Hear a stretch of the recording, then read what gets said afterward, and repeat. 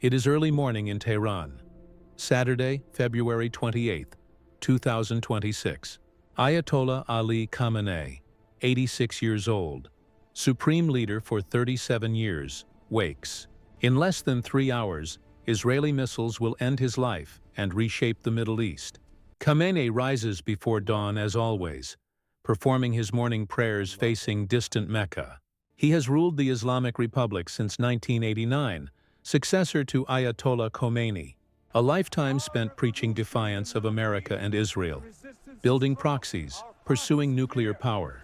His compound in central Tehran is fortified with high walls, guard towers, anti-aircraft systems. Deep underground is a bunker so secure, the elevator takes 5 full minutes to reach it safely. But Khamenei does not know the CIA has been watching him for months, tracking every movement. Israeli intelligence hacked traffic cameras across Tehran, monitoring his convoy routes constantly. Satellites overhead watch his compound 24/7 with thermal imaging and live data feeds. AI systems predict where he will be and when, analyzing years of surveillance and behavioral data. The Mossad knows he feels safer during daylight, spending more time above ground in his offices. They know his schedule, his habits, his routines, waiting patiently for the perfect moment. For months, the CIA and Israeli intelligence prepared, watching, learning, planning the operation. Today, Saturday morning, that moment has finally arrived, and Khamenei suspects absolutely nothing. This morning at 8 a.m., a critical meeting is scheduled at Khamenei's compound in Tehran. Senior Iranian officials gather: the defense minister, IRGC commanders, intelligence chiefs. Ali Shamkhani, former Security Council secretary and close confidant, arrives at the compound. Mohammad Pakpour, commander of Revolutionary Guard ground forces, enters the main building. Defense Minister Aziz Nasirzadeh, IRGC aerospace commander, dozens of top leaders, all here. The meeting was planned for Saturday evening but moved forward to morning for unknown reasons. Khamenei is in his office above ground, not in his bunker, surrounded by trusted advisors. The supreme leader and entire senior leadership, all in one place, above ground, in daylight. 6,000 miles away in Palm Beach, Florida, President Trump monitors intelligence real-time. 2 days earlier, final negotiations with Iran over its nuclear program collapsed in Geneva. Trump's envoys demanded Iran dismantle uranium enrichment. Iran refused. Talks ended in failure. Trump and Netanyahu agreed military action was necessary.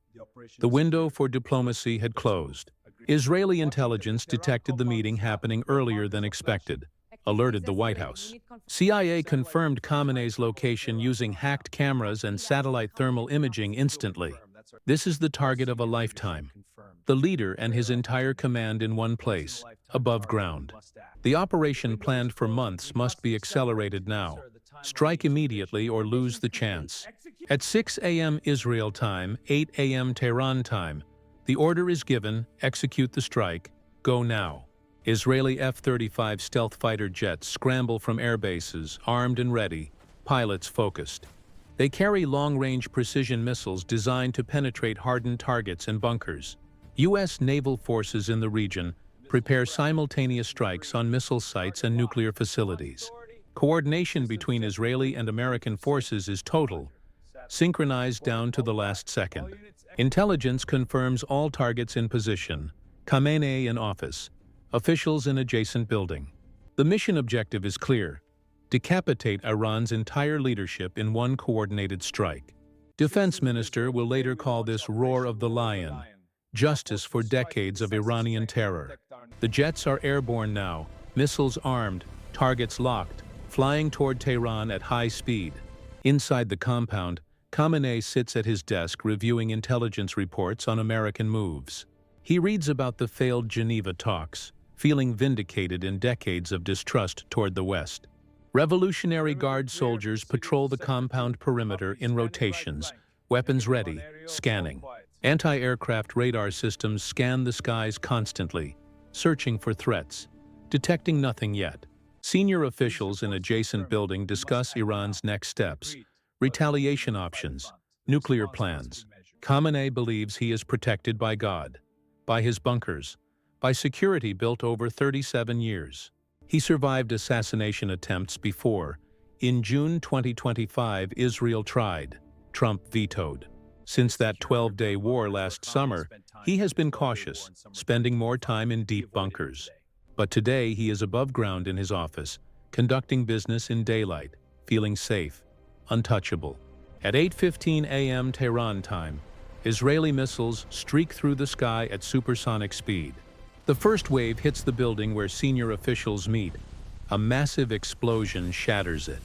Glass and concrete and steel erupt in flames. The building collapses in seconds, instant devastation. Everyone inside the building is killed instantly. 40 senior Iranian officials eliminated at once. 2 seconds later, second wave of missiles strikes Khamenei's office with surgical precision. The roof disintegrates in a flash of white heat. Walls collapse inward. Smoke and fire consume all. Ayatollah Ali Khamenei, supreme leader of Iran for 37 years, dies immediately in blast. Ali Shamkhani killed. Mohammad Pakpour killed. Defense minister killed, all dead in seconds. Khamenei's daughter who was visiting, his son-in-law, his grandchild, daughter-in-law, all killed. His wife Mansoura is critically wounded in blast. She will die 2 days later from her injuries. The compound that was the center of Iran's power for decades is now rubble, destroyed completely. Satellite imagery will later show complete destruction. The compound obliterated, visible from space. Across Tehran, massive explosions rock the capital as US and Israel unleash coordinated strikes. 24 provinces hit simultaneously. Ballistic sites, nuclear facilities, IRGC headquarters. Over 200 killed in first wave, including 85 girls at a school near a military base. Air raid sirens wail across Tehran for first time in decades. People run into shelters in panic. Revolutionary Guard forces scramble in chaos, trying to activate defenses, launching missiles. The Israeli jets are stealth F-35s. Already gone, already safe. Missiles already hit all targets.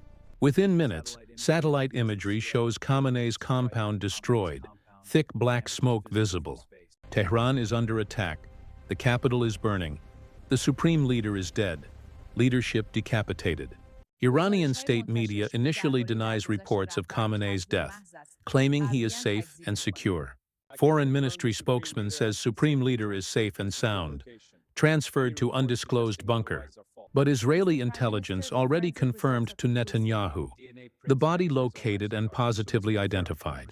At 10 a.m. Eastern Time, President Trump posts on Truth Social announcing Khamenei's death worldwide. Khamenei, one of the most evil people in history, is dead.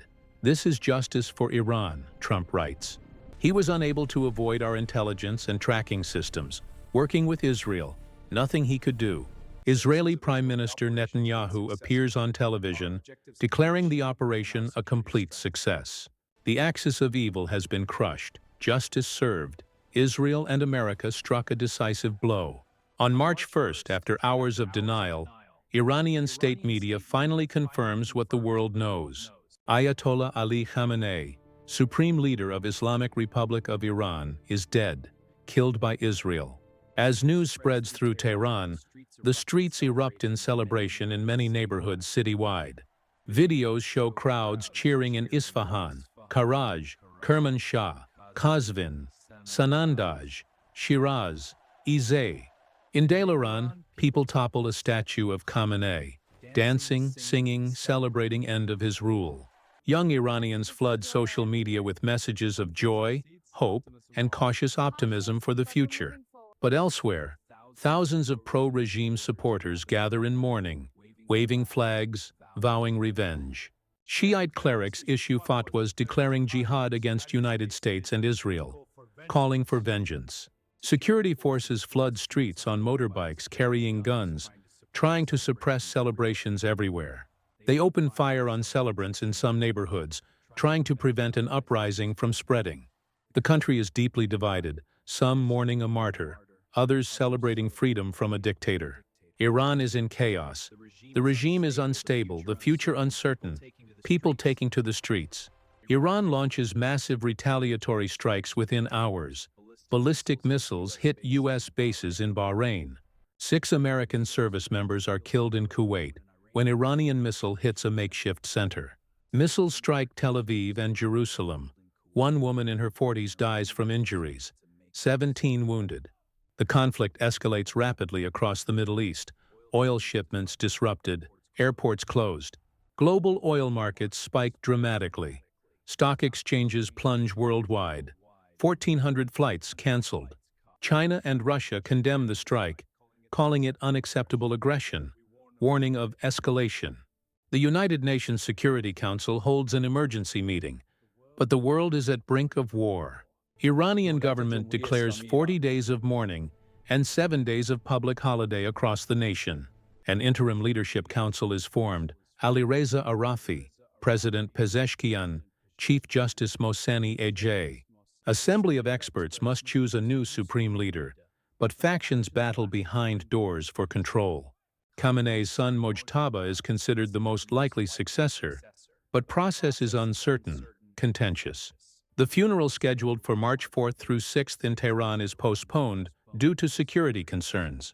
Khamenei's wife, Mansoureh, dies from injuries on March 2nd, 2 days after attack, joining him. Today, 1 week after the strike, Iran remains in chaos, the regime struggling to maintain control. The compound where Khamenei died is now memorial. Flowers and Quranic verses mark the destroyed site. Some Iranians mourn the loss of their leader. Others celebrate the end of decades of theocratic rule. Ali Khamenei spent 37 years warning of American and Israeli threats, building bunkers, and he died in broad daylight, in his office above ground, killed by the enemies he feared most.